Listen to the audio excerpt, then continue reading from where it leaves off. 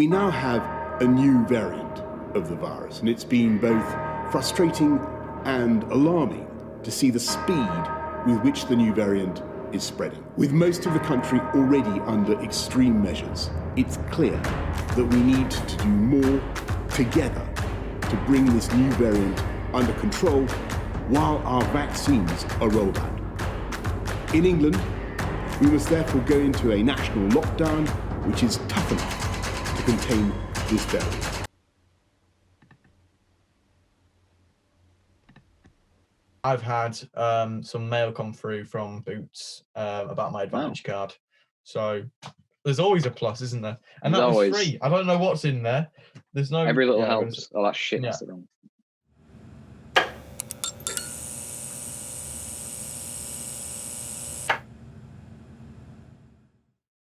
Hello and welcome back to the Talking Head podcast. We're back in sort of lockdown, so we can't actually go into the studio. So any keen-eyed viewers would realise that we're not doing this in a professional setting. Well, we try to be professional, but we'd still be locked in and at home. I'm stuck in Leeds. I'm nowhere near the studio. We can't actually use the studio yet, so we're hoping, fingers crossed, we can safely use the studio like we were doing before. But we'll sort of see where we go with that. Today, I'm joined by the one and only Lewis Hill, who, by the way, right, you do need to be bigged up because you've been in 5 podcasts now. I think this is your 5th outing on the Talking Head podcast. I think the term used is enough. I've been enough. Yeah, exactly. We really are scraping at the bottom of the barrel here. The space beneath the bit at the bottom. But the reason why I've always said the reason why we do these podcasts with Lewis, other than the fact that he's just highly informative and educational, because they are the best podcasts that we do. No, I'm joking. I can't say that. Can't legally say that because we have had some amazing guests on. But the fact is, you can't say that, Lewis. You can't say this. Right, we're a much more professional podcast now. No, I said you have. You've had way better people have? than me. I thought you said you haven't. All right. No, I said you have. Oh, I'm not coming in and causing beef. No, I was you've going had to way say better we people don't than need me. to be we don't need to be causing any beef for the Talking Head podcast. Yeah. Not yet. So the reason why I get him on is because basically we don't really get much opportunity, especially with what's happened this year, to sort of really catch up in person or anything. Well, we don't catch up in person. We haven't catched up in person since we last time could, which was like must have been October time, yeah. But we don't really get the opportunity to really like properly talk on calls really that much. I mean, we do. We just probably just choose to. Well, you're busy with work quite a bit, and then I'm busy, but I'm not really busy. I'm just so sometimes I need an excuse, and then this is a really good excuse to do it. So we get to catch up this way, and it's really lovely. So, how are you doing, Lewis? Since the last time I saw you, which was for the podcast people, it would have been the coronavirus special, right? You were in that one, and then That was December, obviously in October. Yeah. So how are you? In person was October. Coronavirus special were December, I think. Was it December? I think it was October. I think it was October. It might have been September. Was it? I don't know. Anyway, maybe even now. How are you doing? I'm very well. No, I'm good. That's changed my mind then. No, I'm good. I'm good, thank you. Yeah. So how's uni been? Because obviously I've not asked you about that. It's been all right. I mean, it's not great for anyone, is it? Because obviously I do everything online, so I'm living at home, so nothing's really. How many times have you gone in to uni? That'd be none. Oh, really? Yeah. No, I've not been on campus yet. I think I was meant to go this term, but not anymore, because obviously it's certain courses in it that can go to campus lessons and then certain can't. Have you actually gone and met anybody on your course in person? No. Oh, really? Yeah, no. That's mad. Been in a few breakout rooms. Got put in a group, like a team building, the standard stuff. Everyone who's done online uni will know what I mean. Yeah, just done that really. They're all cool guys, but just not had a chance to see them. And plus, the restrictions obviously have been in place, so you can't just be traveling around if you're. No, exactly. responsible citizen like we all are. No, yeah. I mean, so have you actually like done much in terms of like your actual course? Like, if it being online, how has that affected your course? I suppose I don't really know any different because I've started the course this year, so I didn't know what I've not done like a year, but I'm not like that. I've not already done a year, so this is my introduction to the uni course, like where I've been sat on a webcam twice a week or 3 times a week or whatever. So yeah, I don't know. It's obviously really strange. I would obviously prefer to go in because it's quite a hands-on course. I'd say, well, half of the module is, half it is just writing, but so yeah, it's pretty tough, but, well, especially because some of it is like I don't know what the word is. No, I think it needs to be hands-on kind of thing. You can't really do it any other way. Yeah, that's the thing. I mean, for a lot of practical courses, they're the ones that have suffered, you know, more than any other ones. A lot of stuff, you probably benefit doing it face to face better, but I think a lot of them have sort of suffered because a lot of them have been hands-on, and sort of they've suffered to sort of translate that onto online, because it's very difficult to translate that onto online, especially when you're using practical equipment when you can't do that at home. So you know, unless you can have a studio transmitted through Zoom, you know, there's no other way to do it. Yeah, but we're trying to make it my work. revision has been plugging in a power supply. That's about it. The best from the week. What day are we on? Thursday. So I've not actually worked that much this week. So like I work in retail. So Christmas is now over. So it's the quiet period. So we're just taking all the Christmas decorations down at work. So that's kind of like depressing, kind of. I don't know what you call that. It's kind of, because there's literally like 3 customers in all day, spread out throughout the like 7-hour, 8-hour day. It's just like, oh, it's chill. You can just have a laugh with, I get on with everyone I work with, I think. I don't know. But well, I get on with them, just whether they get on me. So yeah, that's just kind of standard. Like work when it was busy, it was obviously stressful, but quite cold as well, running a Santa's grotto in this weather. But how does that work, Santa's grotto in Corona? It was I believe it was like behind he was behind a screen, and he got like a social distance picture with Santa. Oh really? Still got a present and stuff, but oh right, okay. Pass them it. You couldn't sit on a lap and stuff like that? No, it was just like behind it. You could see him and like wave at him and stuff, but you can obviously go near him. So the best of your week has been pretty tragic, but like I sound like a proper New Year's resolutionist here, and there is no shame in that. But I've been running for a while, and then like my New Year's resolution was to go running more and like improve my time, because I run about 5 miles on the morning. Oh right, and to just get quicker at that. So today I did like my best yet, I think. Do you want to disclose that, or would you rather keep that to yourself? It was 50 minutes for a 5.3 mile or something. I don't think that's too bad. What is a mile to a kilometer? So I'm trying to like. I'm thinking. I think 10k is like 6 point something mile, so it's not quite 10k. But... Right. Okay, but that's still considerable. Jesus. Yeah, it's not bad. Yeah. So what I'm going to do is just try and like work that down, and then try and do the 10k, and then work that down, and then just go from there. Can I ask you why you started running, if that's all right, and then we'll sort of well, I originally started doing it not last summer, the summer before even, actually, because my granddad has got dementia, and I wanted to do the Leeds 10k in support of that and just raise some money. So literally didn't know anything about running, bought some crap cheap shoes that like killed my legs and feet because they just weren't. Were they the Asics ones? No, they're the good ones. I just bought some crappy Nike sale ones before, just some like random shoes I just picked up. Did that. I wasn't really interested. I was just doing it because my mum was, and then I kind of liked it, and then I did it now and again. Just kind of like, I feel in those days when you wake up and you feel like, I need to just do something, or I need to not feel as like unexercised. I need to just get out and do something. So those were the days I just went running, but it's not like consistent. I think it needs to be like a lifestyle thing. So trying to make it more of a lifestyle, like a routine, like get up and go. Yeah, no, it's because I mean, sort of the only reason I'm asking you this is because not only is it beneficial, but like personally, like myself, I try and, work out as much as I can. I haven't got any of like my weights here. They're all at uni, so I can't do anything like Yeah.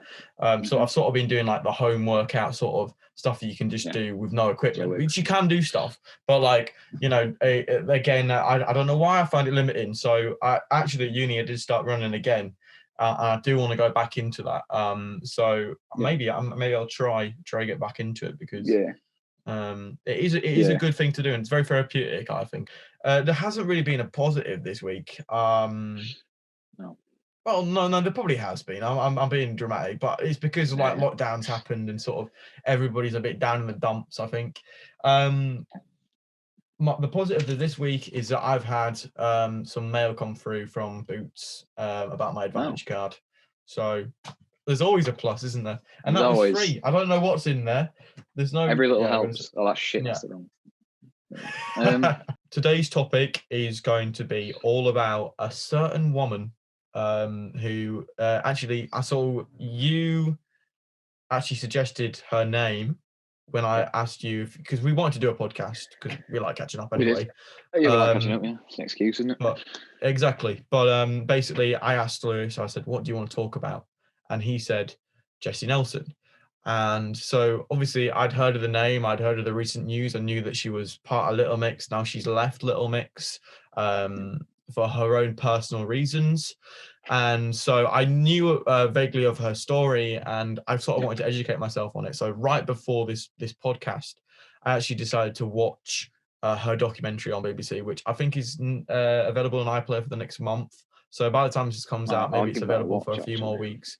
It definitely is worth the watch. It's a very, very powerful piece. I was almost tearing up at some parts. Yeah, so Jesy Nelson won as a part of Little Mix X Factor in 2011. She's from this girl group that I think were put together. They managed to win. Yeah, they were put together, weren't they? They weren't together as the start. Pretty successful as like X Factor winners go, and usually it's the runners up that do well. As X Factor winners go, I think they've done a Christmas single very considerably well. Yeah, they usually do like a Christmas single and that's it. Little Mix are still very, very popular today. And this is a girl that's come from a relatively normal background, raised by a single mother who in the documentary describes herself as quite tight and money conscious. And she basically, goes on to win as a part of this group. And instead of feeling over the moon, she gets in that night after winning X Factor, and she checks her Facebook notifications, and one of the top ones is saying that she shouldn't be in the group, and that she's ugly, and that she should kill herself. And she sees that as a whole representation of what everybody's thinking about her. And so over a period of years, she feels very, very, very, very, very self-conscious about the way she is perceived and the way people see her. And so in this documentary, she talks about that and how she's trying to get over it. She's still, in the documentary, she's still not clearly fully over the way people perceive her, but she's better. And it really talks about the progress and the process of sort of getting rid of those nasty thoughts out your head, and how it isn't a process where things can just sort of disappear like that. It's one of these things that takes time and it's gradual, and that's what I really liked about it. The reason why we're talking about it now, because this documentary was probably about 1.5 years ago, is that recently she has left Little Mix, right? So which I think was quite shocking. A lot of people didn't really expect it. So she's come out and said that she finds the constant pressure of being in a girl group and living up to expectations very, very hard. And after seeing that documentary, it sort of does align, but like you would have thought, maybe she sort of still going through that process. Maybe she still want to be in it, but obviously the pressure still is very, very difficult. She's lived this lifestyle for, I think what it'll be now is, well, we're 2021, so 9 years. 9 years, 9 years, and she's still feeling 2011, wasn't it? They won. Perhaps the same way, which is mental. Yeah, 2011. So 2011, when you think about it like that, this is an incredibly difficult thing, and it's very difficult for us to sort of sympathize, because we haven't been in that situation. We don't know what it's like to be in that situation. But what we can see is, and it usually is the general public that make these comments. Yeah. It isn't just the general public, because there has been other people. We'll get into that. Into sort of reporters and sort of celebrities that have called out other media, people before. One person in particular that I have absolutely no objection to calling out is Katie Hopkins, who I think a year after sort of winning X Factor, they went back on X Factor. Maybe it was 2 years. And was it like Jesy those had comeback shows they do, like the event at the end? They do like a special. it was like it was like they were just performing a new single or something. And, the winners come back there. Yeah, and the only way Jesy was feeling when she was performing that new single on stage was that she didn't want people to sort of comment about how good she was or how this single was or stuff like that. She only cared about what people would say about her appearance, and that's the only thing she cared about. And I think Katie Hopkins put something on Twitter straight afterwards. I can try and find that if you would like. Right, so Katie Hopkins tweeted, Packet Mix have still got a chubber in their ranks, less Little Mix, more Pick and Mix. Yeah, that is meant. I mean, Kate Hopkins doesn't surprise me, doesn't it? We're not surprised by it. Don't want to give her any attention, but Kate Hopkins is a vile human being. The things she said, is absolutely horrible. No, well done to Twitter for kicking off. It took them long enough, but well done. Yeah, exactly. Yeah, and it took like a good few years after she's made the comment like that to she's been on it ages. Sort of. I mean, she said some of our stuff, which we won't repeat because it doesn't need to be said. But there's no point. The fact is, it isn't just the general public that have said this. It is celebrities and all. Well, we say celebrities. Katie Hopkins isn't a celebrity. She's just fucking famous for what she says and the controversial opinions she has. It's like fucking Nigel Farage. The only reason he's maybe as popular as he is, or as well known as he is because of his opinions. And that shouldn't be a thing. And the fact that that's a result of social media, right? Because people have these out of the world sort of opinions, they're so easily shareable. So if you have a really controversial opinion, or if you have a really sort of out there comment, it's going to be more likely to be picked up and sort of pushed and maybe promoted in newspapers, in articles, on websites, and also get retweets from people who maybe don't agree with it, or maybe just find it funny or something like that. If it's more out there, it's more likely to get traction.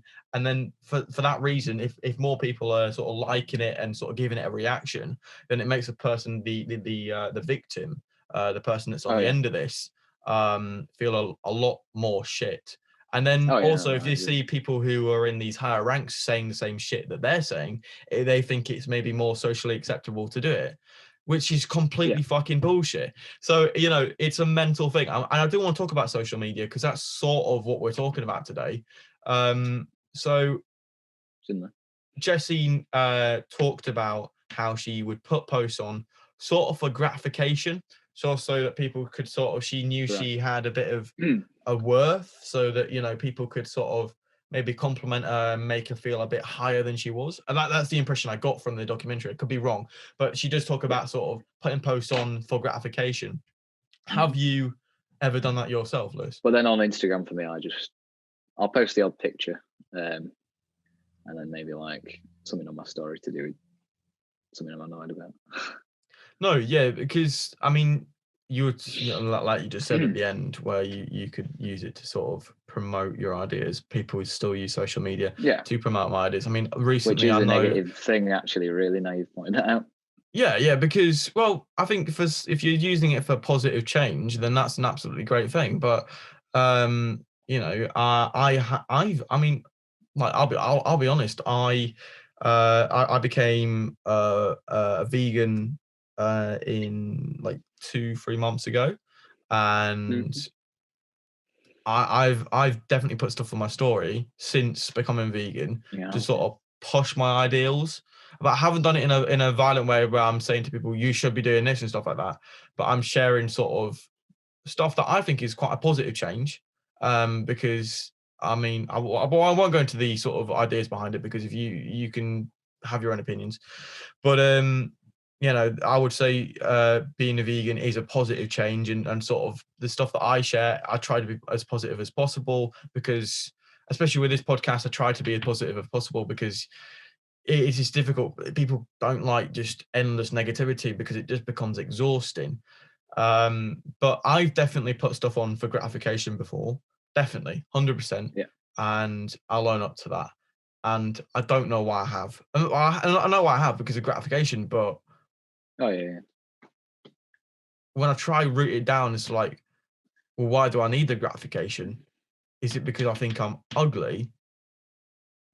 Well, yeah, I think everybody goes through those days. Everybody doesn't like themselves. Oh, Everybody absolutely, wakes up one time and looks at themselves in the mirror and think you're disgusting.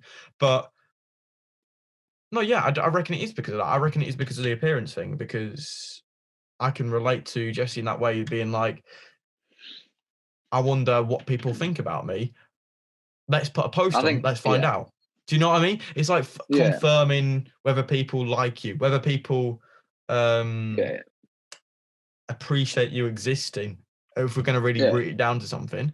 And you know, that's the thing. And I always try, like, it's like a reminder, isn't it, to like, of like, do people like me or not? Let's find out. Put a post on, Yeah. see how many likes I get. If I get less likes than last time, then obviously less people like me. No. Yeah. So, you know, a lot of people get caught up in likes, and Yeah. that's mental, isn't it? I don't know if celebrities do that, but I think if you're a Don't really know. smaller account, then maybe you do, because you get less likes, so it's more comparable, maybe. I don't know. Yeah. I don't know. But apparently Instagram's removing that feature now. They're removing the like number from So things, you which just is a like really it, and good that's it. positive thing. Yeah, it says That's a good liked idea. by and others, but it doesn't tell you how many other people have liked. Oh, So right. that's a really good pretty feature. cool, actually, because that's kind of the point. Like Yeah, something if but you I like don't it, know and how then that'll obviously the work. things you see will be based off what you like. I'm guessing that's what I happens. don't know how that'll work for businesses who sort of maybe need to sort of not flex attraction, but also show sort of how popular sort of things are. I don't know. It'll I just don't know go if it shows you followers. information of like how much you actually got. I don't know if it will show the person how much, But it'll just go how off many likes followers. they've got. I don't know. Yeah, I mean, they can do it off followers, I suppose, but then maybe it becomes a thing about followers then, because if you remove likes, then maybe it becomes a thing about. It's like a lot of people used to obsess about Facebook friends, right? Yeah, but I think How that many was the Facebook friends you original. had. That's the original evil of social media, though, isn't it? Like followers rather than likes. For me personally, I mean, I'm not bothered. I don't know how to do it. I think I'm followed by really anyone. Well, a lot of people, like you said, use social media, like yourself, for communication, and I think that's a great way to sort of use it. I sound like a granddad. But I mean, I use it to see what what's being uploaded and stuff. But these are people I know, or pages I like or I'm interested in. I don't really use it just to follow like everyone.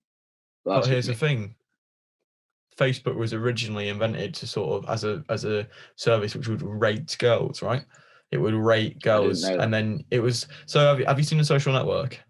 I've seen that, but I've not seen it in ages, so I can't really remember what happened. Facebook originated, or Mark Zuckerberg originally created this website where it was rating college girls, right? And that basically stems down to rating people's appearance. So social media is rooted in judging and rating and all this stuff, and popularity and all that stuff, and really determine people's worth by other people's opinions. So it's always been rooted in that, and so it's very understandable why people get caught up in it. Yeah, having your worth determined is addictive, right? Because you can sort of, it's like a sort of a, you don't know what's going to happen. You don't know what's going to, you don't know. Get more likes on one post. You might get more likes on this one. You might get less likes on this one. It's a game in a way. It's a game, and it's a dangerous game because it can have an effect on some people. Yeah. And that's why I think social media is a very dangerous thing. And that's why, you know, we have that 13 plus thing on a lot of social medias. Do I reckon that should be increased? Probably. I got social media before I was 13. I mean, I was around before that 13 rule got increased. Or I think I got Facebook when I was 10. Genuinely genuinely got Facebook when I was 10. Did you do that decision by yourself? Did you not get influenced by anybody? Everyone at school had it. So everyone had it. Do you know what I mean? But it was literally, we'd just friend each other who was in our class at primary school, and then we'd just post silly pictures. But that's what you do when you're 10. So. Yeah, I mean, I can remember my 30th birthday, and I waited till my 30th birthday to get Facebook. Yeah, because, and I'm glad I did now, because my family were on it as well, so I didn't really. It means I didn't have to lie about my age, which is good, because most people now, you'll sort of see, and it's like, oh, this person's 26 today. Hang on, no, they're not. You know, they're my mine age. probably says I'm like 27 or something. I don't know. Yeah, exactly. I don't have to go review it, I think. Fun fact, I tried to set up my own social media when I was about 14. Called Curdle. And Curdle. Is yeah, it I know. milk based? And I know, when I think about it now, it's a horrific name. But I thought It does was really literally cool. mean something going off. Yeah, I know it does, doesn't it? Curdle means 7 in 10 young people experience cyberbullying, and the other one was 26% of young people who've been cyberbullied report feeling suicidal. Right. Which links back to my point, right? Because 13 plus, and young people we would class under 18, right? Yeah. Do we need to put a restriction? I'm now putting this question to you, Lewis. Do we have to put a restriction on social media for certain ages? I'd like to say yeah, but they can just increase their age, can't they? They don't. There's no issue for a pass. Well, I mean, I don't know. I don't know if it's it's dead secure now, because obviously the whole data protection thing and people try to clamp down on online crime and stuff like that. But I don't know if does it ask you for like a passport thing? Does it ask you for a birth certificate? I don't know. So they do the same thing for gambling, where you have to show proof of your like sort of any sort of ID. I'm guessing that I've never done online gambling. They do that for gambling. So I actually saw something that was, I think, written in the Scum. But Dan Wootton in particular hasn't just been talking about Jesy Nelson. He's been talking Should we give an intro to Dan Wootton? A series of women. Go talk. Let's talk about Dan Wootton. You can give the introduction. Right. So Dan Wootton is, I don't really care. He says his name. He is currently he's on Talk Radio, which, as we know, is the best radio station. He's a journalist for The Sun, still, I believe. I think he still is. And then he appeared on Lorraine as showbiz editor, which means nosy bastard. One of the articles that Dan actually wrote about Jesy Nelson was recently. And he wrote, Little Mix's Jesy Nelson's suicide attempts show Twitter can no longer be the Wild West of social media. This is coming from a guy, right, that has wrote some horrific stuff about women, objectifying them and all that stuff. He wrote an article of, the BBC, the Television Soap Awards. I think that's what it was, Television Soap Awards, something like that. And he was rating the female actors' breasts on the red carpet. And I'll go try and find that now while you go into the next. I was going to say, because he has had a series of sort of controversial stuff that he said. He has. And this isn't going to be like a direct attack. It's just calling him out on stuff that he's done. That deserves to be called out, I'd like to say. And I'd be more than happy to have him on the podcast to talk about what he's put and sort of see how he's sort of, because he has probably dealt with abuse. In fact, he's dealt with abuse from celebrities. He's dealt abuse from Liam Gallagher. Who, when he got into a Twitter row with him. And I'm not saying either party is right, but I'm saying it would be an interesting perspective to get him on the podcast to talk about it. So if by any chance, Dan, you're listening to the podcast, we'd love to talk to you, mate. If you want to come on, talk about mental health, talk about sort of the controversies you've had and sort of how you've dealt with them personally, and sort of the way you want to go forward with the way you report news and stuff like that. Please just get in contact with us and we'd be more than happy to have you on. You've put Miss Moffat reveals that the doc also said that her BMI was too high. So this is her talking about Scarlett Moffat, who was doing a documentary program, I think, on ITV. So this is Scarlett Moffat of Gogglebox, I'm a Celebrity, and then various other kind of TV appearances around. That's it, right? Yeah, thanks. And just in case anyone just doesn't know. Exactly, because there'll be people that probably don't know who Miss Moffat is. So just Google her and you'll find out. Yeah, so he puts Miss Moffat reveals that the doc also said her BMI was too high. He didn't have the courage to mention her BMB, bloody massive bum. Although Miss Moffat probably hasn't enough brains to keep her bottom cheeks apart, she has done all young women a favour by warning about the threat of diabetes. Mental. this is a guy that is talking about little Jesy Nelson and how he talks about how social media and Twitter can no longer be the Wild West of social media, but apparently you can still get away with saying it in an article which is read by millions of people. It's mental. And that's what annoys me, because it's stuff like that. It's just this hypocritical thing. You see it with a lot of journalists, and you see it with a lot of people, but that is ridiculous. And I would like to just talk to him about it in a very open conversation. This was a few years ago, to my understanding, but at the same time, because Scarlett Moffat hasn't been. Well, I don't know if she has been on the telly recently, but she kind of got big a few years ago, like famous. I don't mean that. At the same time, I would love to have a conversation with a guy, talk about it in a very open way. So fingers crossed. Not that we can really do much as general people. Nope. If you're listening to this, you can't go and really say to Mark Zuckerberg, ring him up and go, "Oh, pack it in, mate." You can't do that. But what we can do is, as give people, your head a wobble. Exactly. Just talk to your mates, and reassure anybody that does feel self-conscious about it. And if you know anybody that does feel self-conscious about it, that about social media, that they shouldn't be. And you know, there is so much more to life than having to let other people determine your worth, because they're all outside influences. You need to listen to the inside influences, and that's yourself. And I don't know if anyone will say this sounds pompous, because it does a bit, and it's a bit pretentious, but at the end of the day, everyone is beautiful. No, you're right. You're right. Everybody is beautiful in their own unique ways. And exactly. And I've that's something I've learned, actually, is that I didn't have to conform to what is a typical Instagram social media post to be popular or anything like that. Because I stopped caring about being popular or whatever, because that doesn't matter. All right, doesn't. Anybody that searches for popularity, in my opinion, you're searching for the wrong things, right? In my opinion, it doesn't matter what you post or anything like that, as long as you're representing yourself and being true to yourself.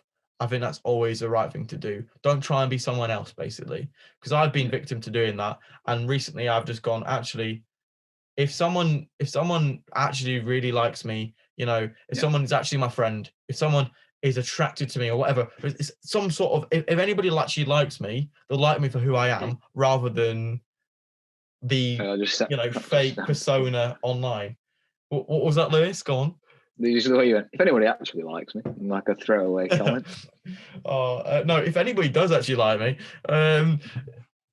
you know, I'll be true to myself and doing that, and then so people get the actual true myself. And for a lot of people that takes courage, and they understand that, but that courage will pay off, and you'll understand that the adequate amount of people will like you for who you are.